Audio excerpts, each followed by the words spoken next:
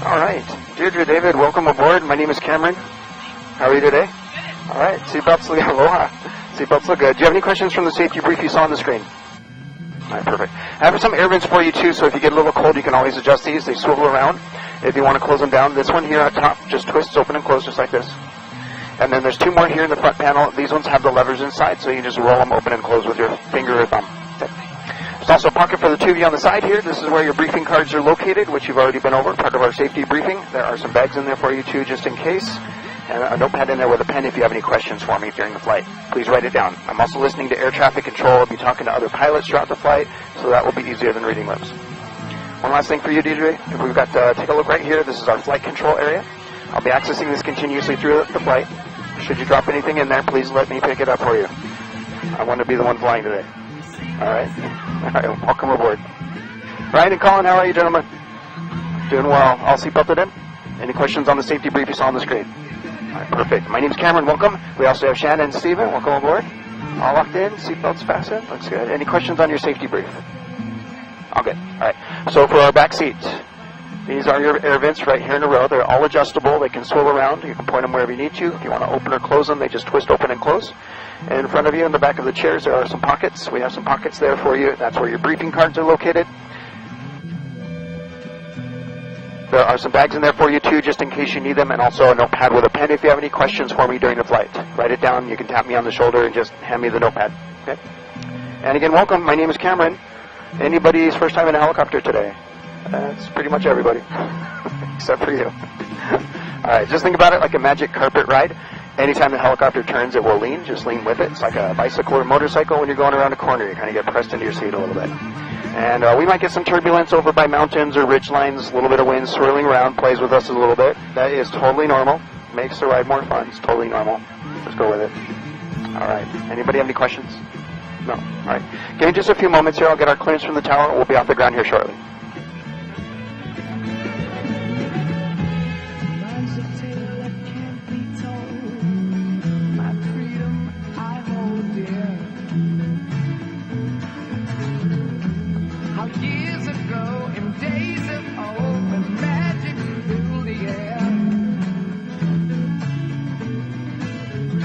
All right, guys, we're going to lift up. Magic carpet ride coming up. Right off the ground, just like that. We'll turn to the left. And away we go. It was a beautiful day. Sun beat down. I had the radio on. First part of the flight, I'm going to be silent. I'll be talking to the tower and monitoring traffic as we leave the airspace. Trees went by. Me and Dale were singing.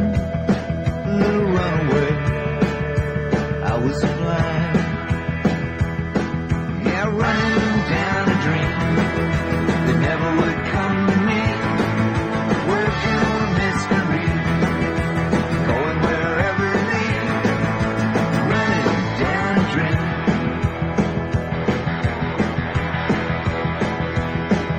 I felt so good, like anything was possible.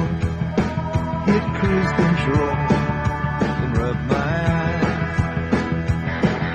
The last 3 days, the rain was unstoppable. It was always cold, no sunshine. Yeah, running down a dream that never would come to me. Working on a mystery, going wherever it leads. Running down a dream.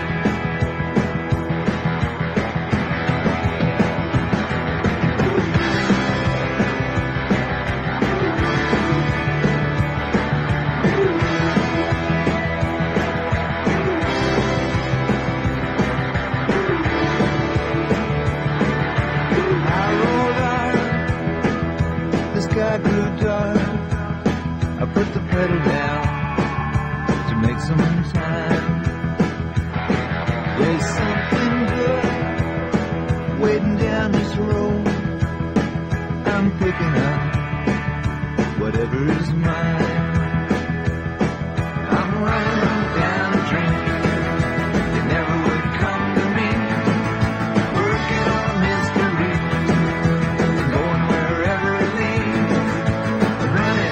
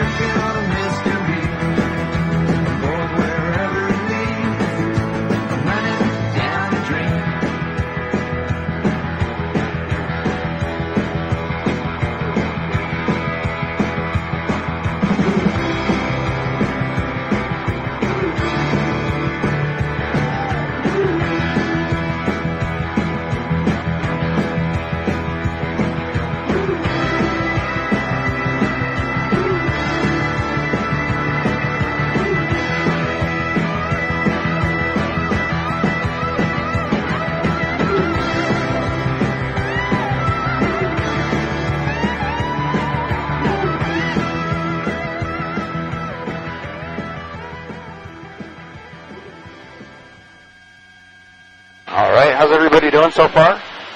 Perfect. We have our West Maui mountain range here off our left. This is the older of our two mountain ranges on the island. They're about 2.5 million years old. Maui is known as the Valley Isle. We've got a lot of beautiful valleys in our West Maui mountain range. Every major island has its own nickname. We'll talk about a few of those a little bit later. So if you are really up for an adventure, you can drive all the way around these West Maui mountains. There is a section of road that is only 1 lane wide, and if you have a rental car, you are probably not covered. If you decide to go through anyways, make sure that you can back up your car really well. I have seen tires hanging off the edge of the cliffs from up here in the helicopter. If you have to back up, take it slow. If you've got a backup camera, use it. And try not to back up downhill. You do not want momentum by these cliffs. This is the Horn of Kahakakoa. We've got a house right up there on the top, right over the ocean. You know they've got a nice view up there. Just not as good as ours. Wouldn't be a bad place to live unless you don't like 1-lane roads, because both ways in and out is 1 lane. And then one time when I was driving through that 1-lane section, there was a car on the side of the road with a flat tire. They got too close to the mountainside, hit a rock. So they're stuck on the side. There was just enough room to squeeze by, and I'm getting ready to pass, and then a huge Cadillac Escalade comes down the hill towards me, followed by 2 cars. I had 2 cars that came in right behind me, stopped behind me. So there were 6 of us facing each other right there on the side of the road where the car was stuck. Absolutely no room to get by. So one by one we had to start backing up so we could spread out until we could basically weave through each other without going off the edge of the cliffs. And that happened right over here. This is Kahakakoa Village. As you come out, you've got the 2 houses, the big grassy lawn. That road going in, that's where that car was stuck. There's not a lot of room on that road.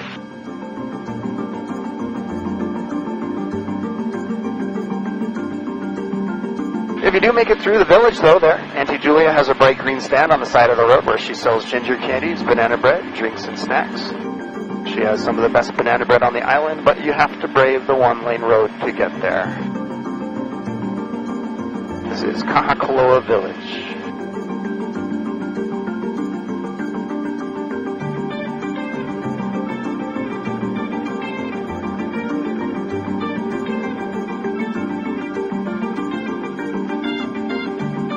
It is a beautiful drive, and once you get out of there, the road does open back up into 2 lanes, so down below us, there's 2 lanes. This is where your heart rate comes down, knuckles unwhiten, and you start enjoying that drive a little bit more. Beautiful drive, nearly around every corner out here, there's an area where you can pull off to take pictures. Now, we'll talk about some of the more specific places to stop when we come back this way.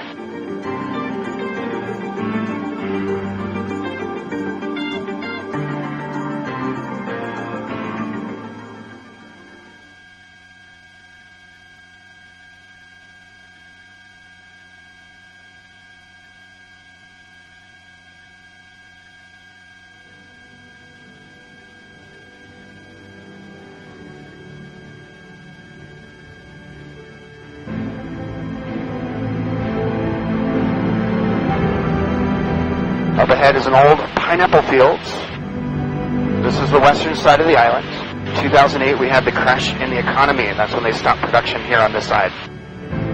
You can see where the rows used to be.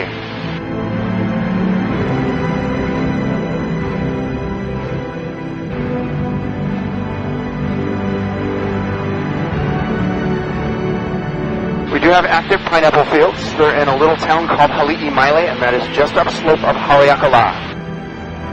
That is the first little town off the left as you go up the mountain.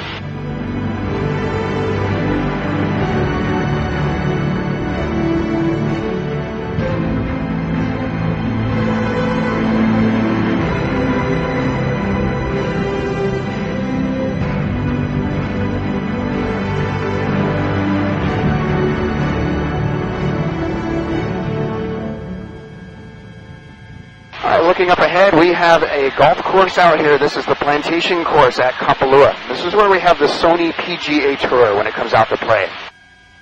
We have another old pineapple field here. And then beyond the golf course out there, we have the Ritz-Carlton Hotel, which is a nice place to stay. And And stretching out in front of us, that is the western side. Keep going this direction, you'll get to Napili, Kapalua, and eventually Lahaina and Ka'anapali. Take a look off your left-hand side. This is Honolua Bay. This is a great little snorkel spot. There's a lot of reef to explore down there. Look at the shades of blue here in the shallow waters. We get aquamarine and turquoise in our shallow waters, deeper waters turning into sapphire blue. This is Honolua Bay, and we have the plantation course at Kapalua. We're going to turn for our right, coming around. So remember, just lean with the helicopter. If any time you get a little dizzy from any of the turns, you want to either look in the direction that we're turning or try to find something far away like the horizon line out in front of us. All right, Kapalua Golf Course, and just up ahead, Honolua Bay. Beautiful, beautiful shades of blue. The bay is usually pretty well protected from the winds, so it's usually pretty calm inside. And there's a lot of reef down there to explore, lots of beautiful reef fish.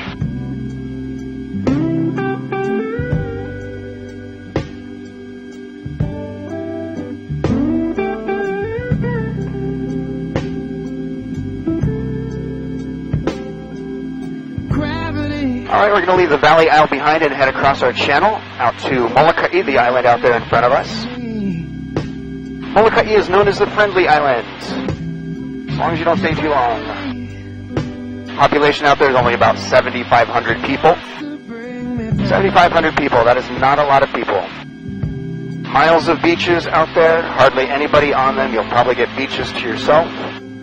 One single traffic light on the entire island, which I'm told doesn't even work. Off in the distance there, off our left-hand side, you have another island out there, and that is the island of Lanai. Lanai is the Pineapple Islands. About 98% of it now owned by Larry Ellison, and he was the CEO of Oracle. That is a database company, software. Larry Ellison's a billionaire with a B, lots of money. He's developing land out there. His goal is to double the population with his new developments, which will provide jobs and help out the economy.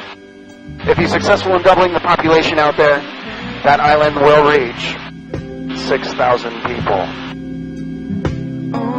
Also building a yacht harbor on the northern side. Next time you're out here, you can bring those yachts out with you.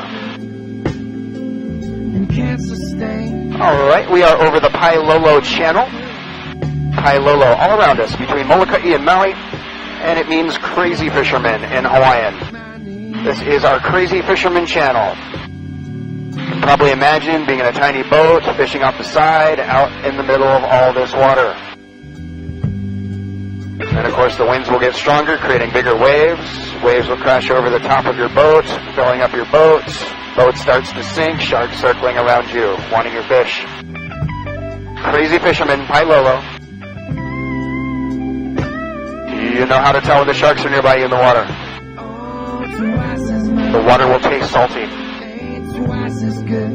If you want to avoid those sharks, don't swim in cloudy water. They won't be able to see you. That's not a good thing. They can still sense you. If they can't see what you look like, they might try to taste you to see what you taste like. Then they'll spit you out. You don't actually taste good to a shark. That being said, if they taste you, it's probably going to hurt a little bit. So you want to be able to see them. Keep an eye on them. They're cool to watch.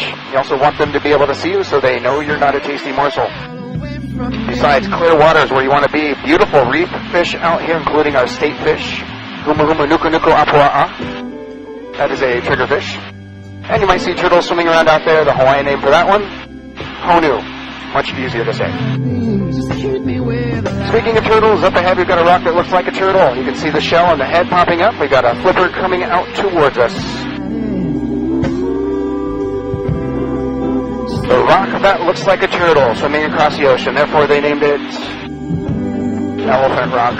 This is Elephant Rock. Take a look at the big side. You'll see the elephant a little bit. Body's laying down, head's in the water, and that is the trunk coming out towards us. Definitely not the best angle for the elephant. Looks more like a turtle to me. We'll see if we can catch it a little better on the way back.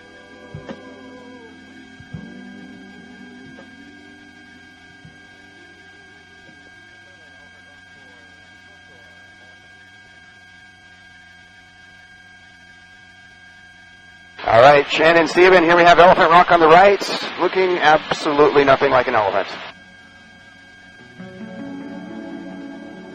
Over here on our left-hand side, we have Murphy's Ranch. That's a grass-fed cattle ranch.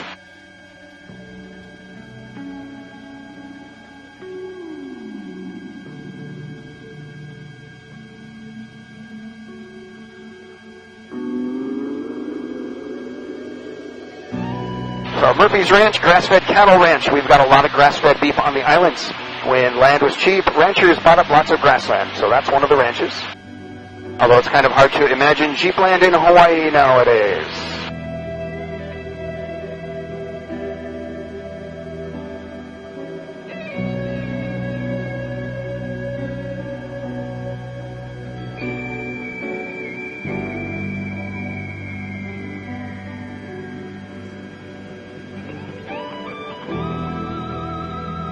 So any of the north or eastern facing sides of our islands are the wettest. That's where you'll find all the rainforest. That's because our winds usually come from the northeast, bringing all the moisture with it. Moist air will get pushed up into the mountains, and as it rises up, it cools down. If it reaches the dew point, that's when you get your clouds and rain. So that all happens on the north and eastern facing sides of the island first.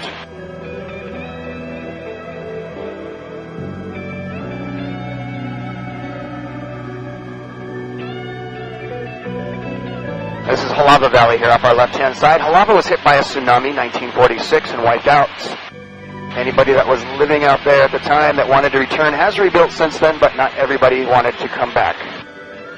Those that did live a simple lifestyle here in the valley. There's no electricity unless they have a solar panel or a generator. And they're also taro farmers. Taro is essentially like the Hawaiian potato. It's a starch. And if you put it into bread, it will turn your bread purple. You'll get purple donuts, purple dinner rolls.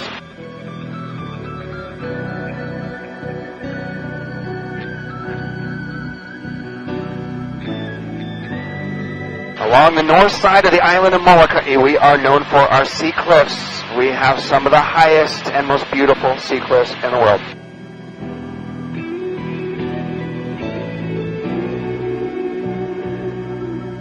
Ribbons of water running down our mountain today. All these little waterfalls are fed by rainwater. If we don't get enough rain, some of these smaller ones will dry up over time. So we do like our rain. Keeps our waterfalls beautiful, feeds the waterfalls. It also provides our life-giving water. And if we can get the sun to cooperate with the rain, we'll get rainbows.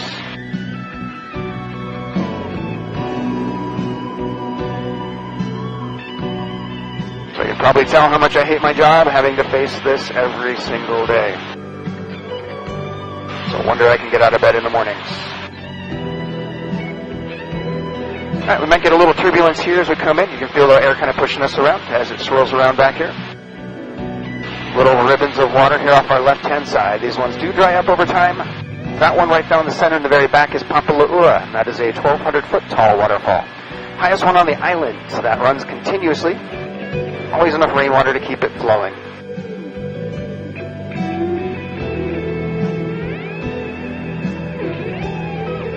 Alright, we're going to come in, we'll turn for our left, and then we'll turn for the right. So left-hand side first. This is Papala'ua Waterfall. If you want to, look straight down, Ryan.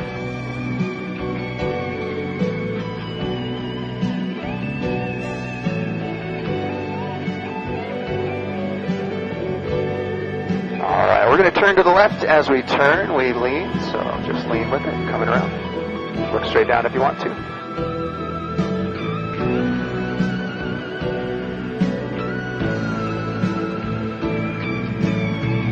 Alright, Steve and Janet, right hand side for you. Papala'ua, 1,200 feet of water.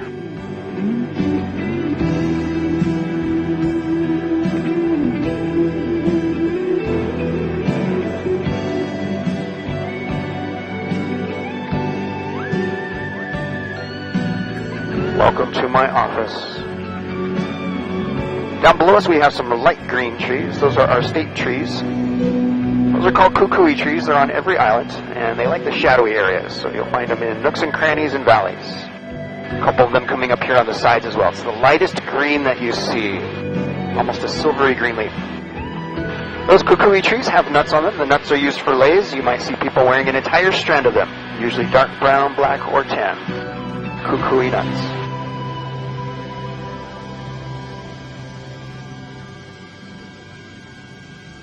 Winds are coming from the east today, so they're kind of whipping around the cliffs here. We'll probably get pushed around a little bit. So you might get light or heavy in your seats from the wind swirling around. And that is totally normal. Makes the ride more fun. Look, as straight ahead, we have some beautiful sea cliffs out here. These are 3,000 feet tall. Sea cliffs of Molokai, and we're about 1,000 feet above the surface of the water right now.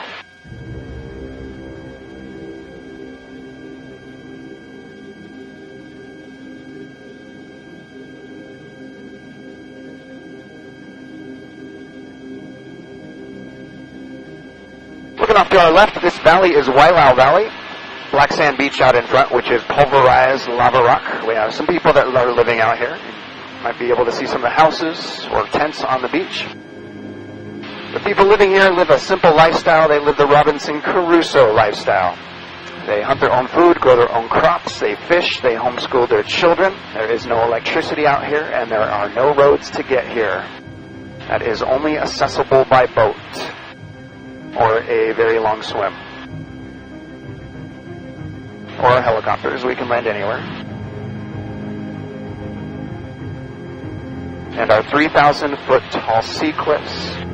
We have a few little ribbons of water running down the mountain today from the rain.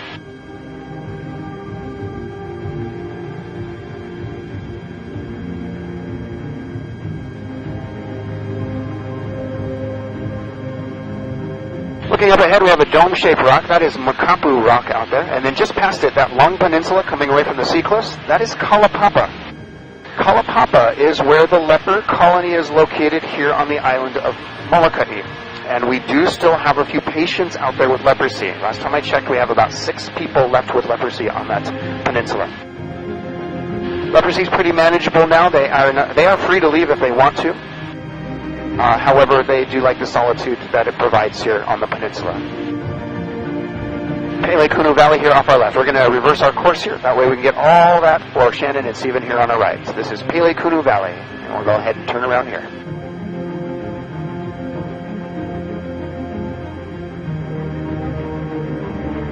Lots of kukui trees in there. You can see those light green ones.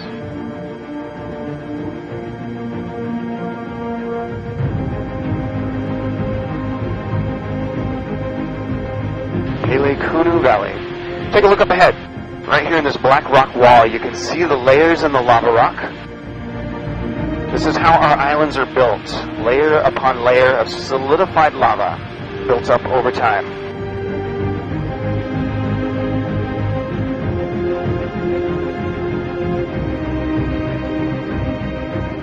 This whole side of the island of Molokai came crashing down about 2 million years ago. We had earthquakes and tectonic activity that basically sheared off this entire side.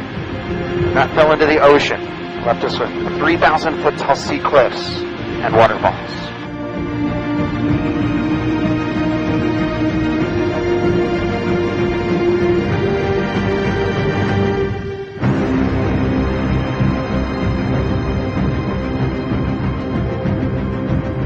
Those turbulence that you're feeling might get a little bit more exciting before it gets over with, but once we get past the cliffs up ahead here, it's going to smooth out.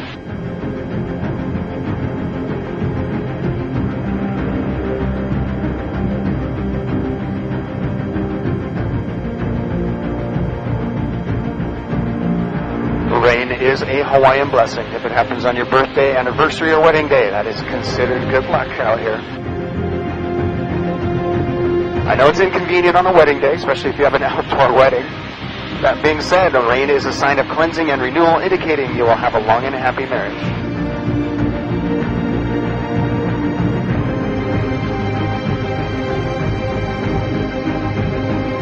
We are back to Wailau Valley, black sand beach out there, pulverized lava rock. You can see the house out there in the trees. There's some people on the beach and also inside the tree line. Anybody living out here is a squatter. This is all state-owned land. They don't actually own it. Although, you can probably just say squatting is extended camping. Most of these people have been camping their entire lives. The government leaves them alone. It's pretty remote out here. Again, there's no electricity. No taxes. That's because there's no income. Living off the land completely on your own, I could probably handle that for about 2 weeks before I think I went a little stir crazy. And only if somebody held my hand, made sure I didn't starve to death. I am not much of a hunter-gatherer, unless it involves Costco or Safeway.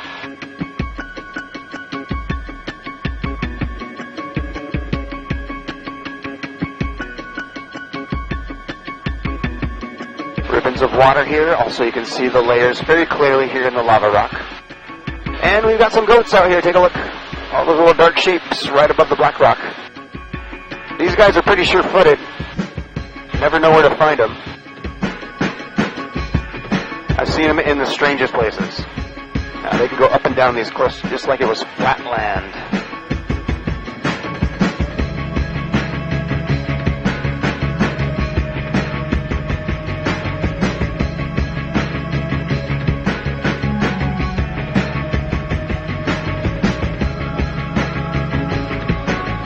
We have one last chance to take a look at Papala'ua. That is our 1,200-foot waterfall. It's going to be on the right-hand side here, all the way in the very back.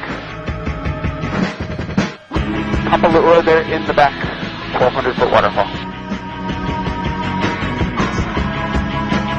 That boat was here yesterday.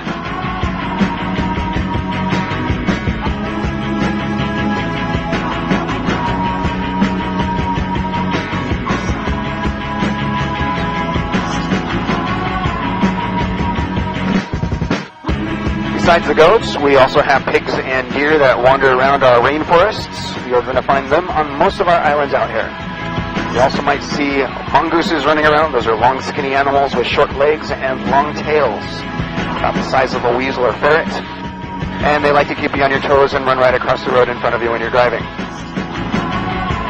A little bit bigger than a squirrel. Back over on Maui, please watch out for our crazy feral cows. They will stand around and moo at you all day long. We do have wild cows on Maui. The cows actually escaped the ranchers, so over time they got away, snuck out, hiding out in the rainforest from those ranchers, probably having a party, living their life on Maui. That is not a bad life for a cow. And then, of course, we have our wild chickens, which you can't miss unless you close your eyes. They're everywhere. Talk about free range. They think they own the place. Our roosters, unfortunately, don't know how to tell time, so they will crow whenever they feel like it, which can be all day, or all night, or both. And for some reason, they really liked the tree outside my front door. That tree has been removed. And so they just moved to the next one down. Yeah, can't escape the roosters, they're everywhere.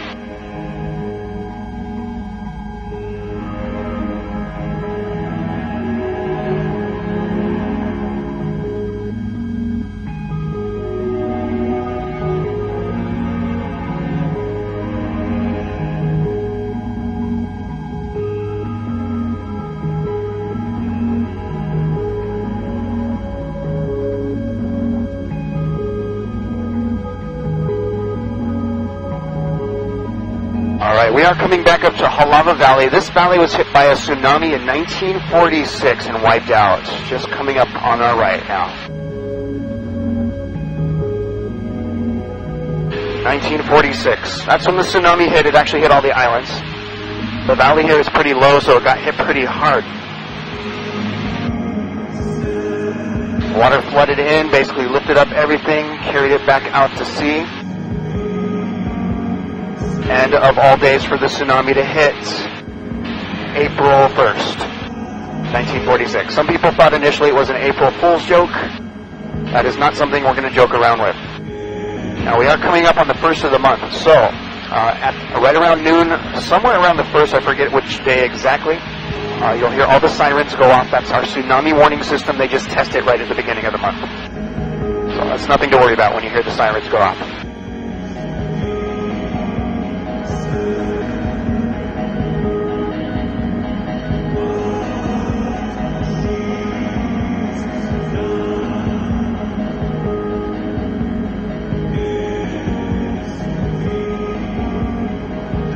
Lighter shades of blue come out in the shallower waters down below us.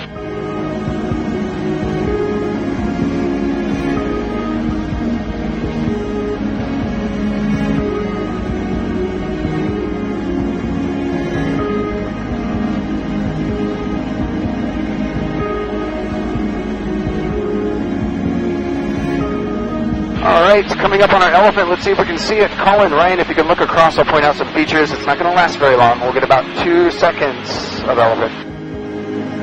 This This is the back of the elephant. The tail's in the water here, which will run up the back, and that's going to create the spine. We can see the trunk laid out in the ocean there. Top of the head connects with it, and that creates the bridge of the nose. Here comes the bridge of the nose. There it is. Legs are tucked underneath it. Here's our elephant. You can even see the mouth. It's going to last for 2 seconds. 2 seconds later, it starts changing. The body's rounding out into the turtle shell. The trunk becomes the flipper. The rock out front becomes the turtle's head. Just like that. Back to our turtle. 2 seconds as an elephant. The rest of the time you see a turtle, and they decided to name it Elephant Rock. I am also a little curious how they knew what an elephant looked like. There's not a lot of them running around here in Hawaii. All right, we're going to head back across our crazy fisherman channel. Deepest part of the channel reaches about 850 feet deep. We have missed the whales, unfortunately. Mid-season, peak season is right around February and March, and so they taper off after that.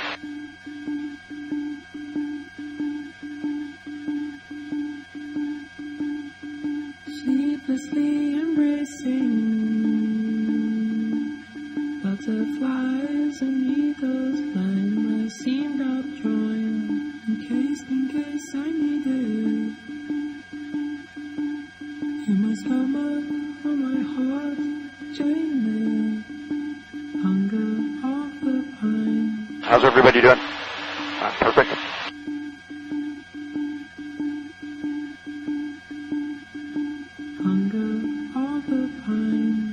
If you're ever out here when the whales are around, put your head underwater and listen, and you'll hear them. Sleeplessly embracing, young yearned to me, plenty more decency, and so you finally use it. Betting with me, you see at night your heart wears night armor, hunger of the pine.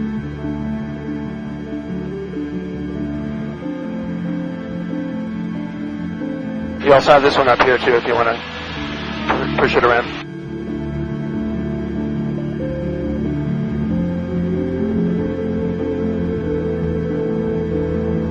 It's pretty humid today. Warm, but at least not a lot of sunshine, so it's not like beating down on us.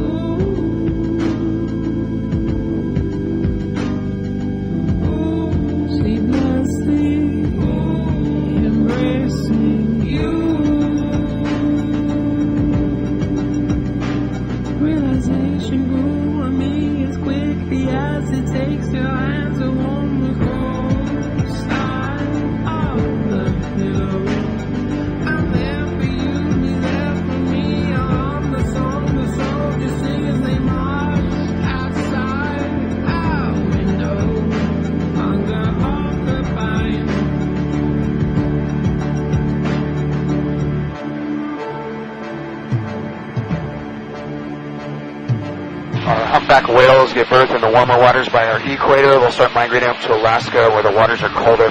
February, March is when we get the most of them, and then they'll start tapering off, and probably ending by around the end of April. But sound travels further and faster underwater, so you'll hear every conversation going on around you if you listen.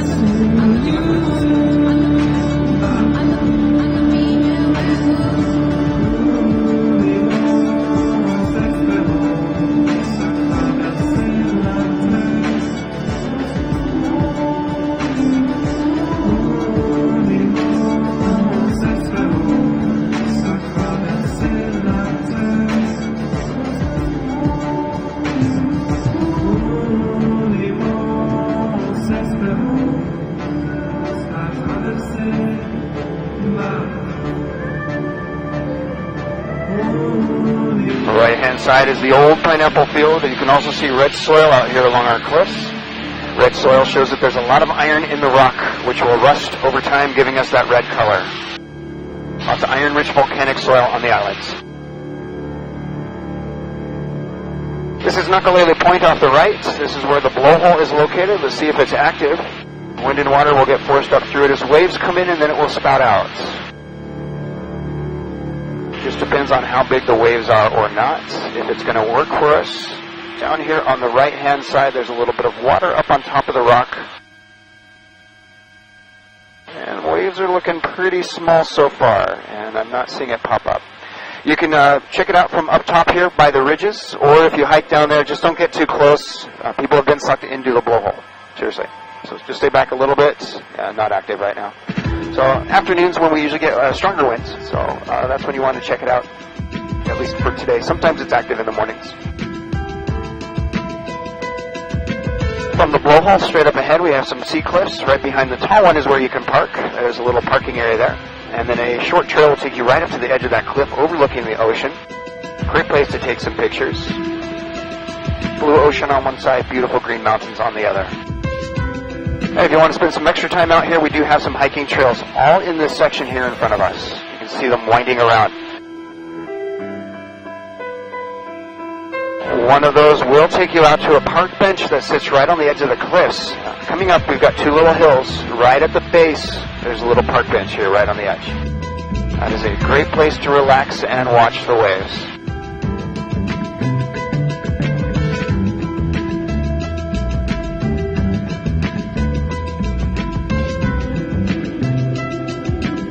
And then up ahead here, we have little fingers of lava jutting out.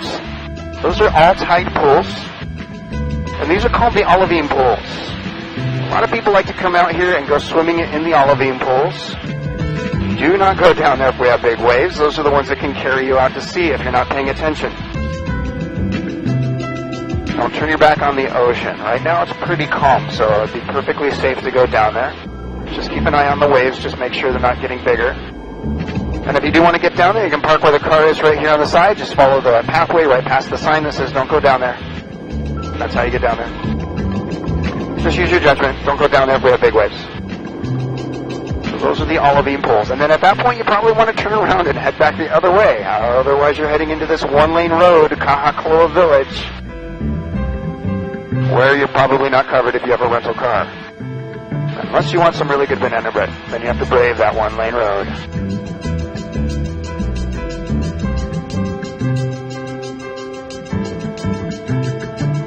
Pretty drive. It can get a little white knuckly though. Watch out for the locals. They like to drive 3 times your speed and right in the center of the road.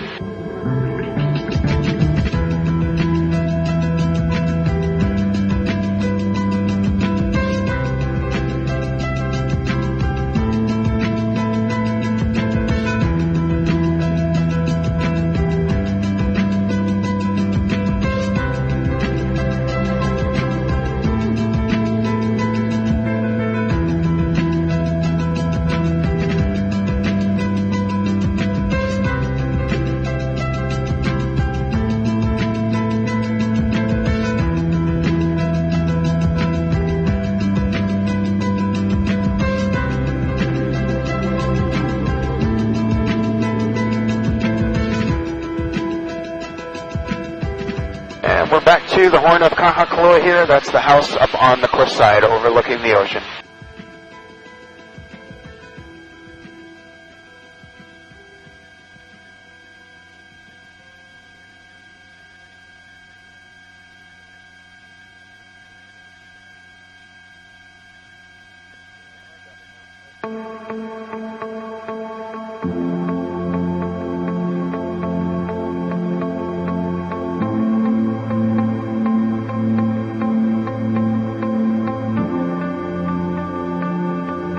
Alright, we are getting close to the airport, so I'm monitoring traffic and talking with air traffic control. As we come in, I'll be pretty quiet. Sit back and relax. We'll be on the ground here pretty shortly.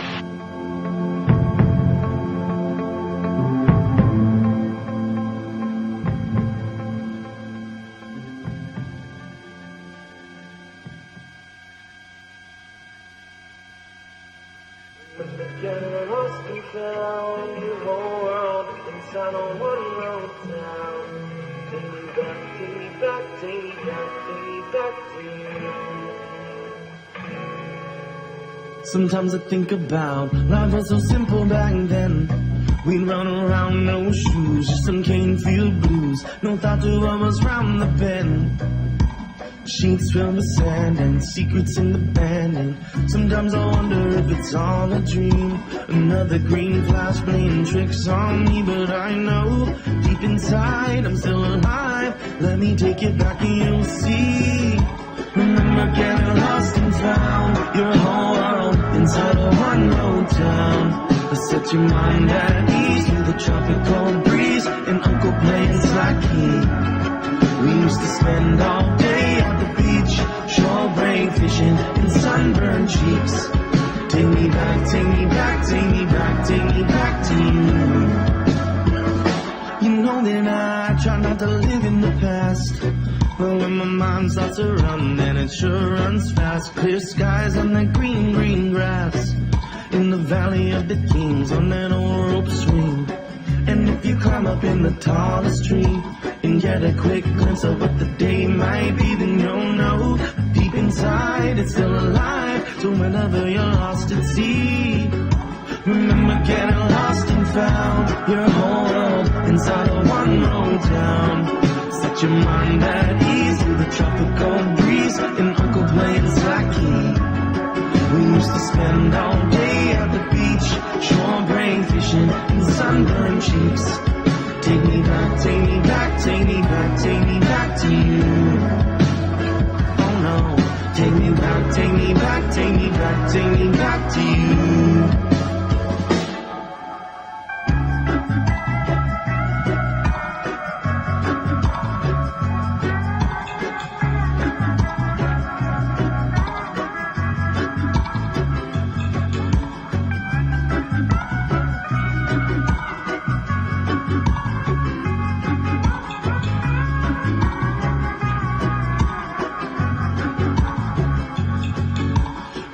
Getting lost and found your whole world inside of one road town. Set your mind at ease through the tropical breeze and Uncle playing slacky. We used to spend all day at the beach, shore break fishing and sunburned cheeks. Take me back, take me back, take me back, take me back to you. Oh no, take me back, take me back, take me back, take me back to you. Oh, oh, oh, take me back to you. No. And take me back to you.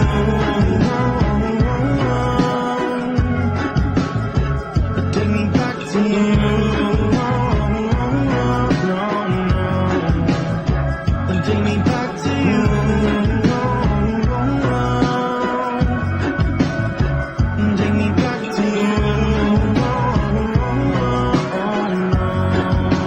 Costco down below us. That's where I do my hunting and gathering.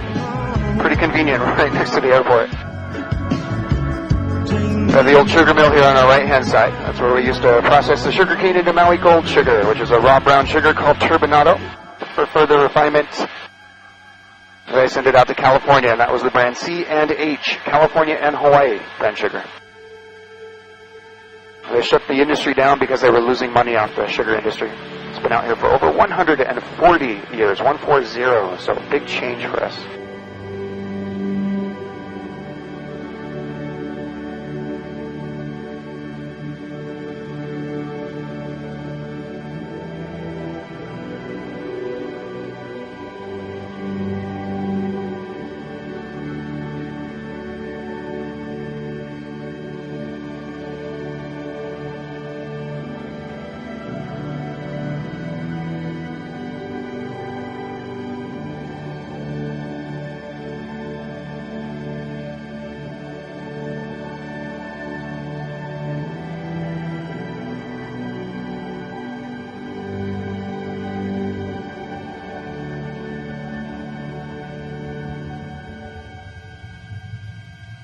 right, everybody, I want to thank you so much for joining me today, letting me share a little bit of my office view with you. I hope you enjoyed it as much as I did. Once we touch down, stay seated, and I'll have somebody come out to the helicopter to open up the doors for you, and we'll just do what we did to load you in. Same thing going out. Front seat will come out on our left. The back seat will all slide out on the right.